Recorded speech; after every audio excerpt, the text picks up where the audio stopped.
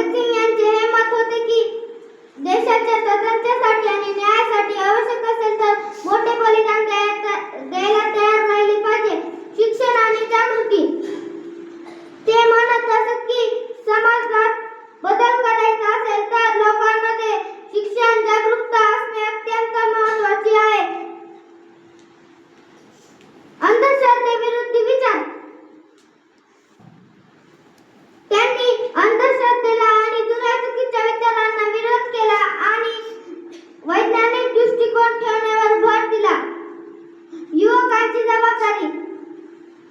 त्यांची मते देशाचे भविष्यकाळ युवकांच्या हातात आहे. म्हणून युवकांनी धैर्य, प्रामाणिकपणा, देशभक्ती ठेवून काम केले पाहिजे. क्रांती म्हणजे अन्यायाविरुद्ध उभे राहणे. माणूस मरतो पण त्याचे विचार कोणी मारू शकत नाही. माझे जीवन देशासाठी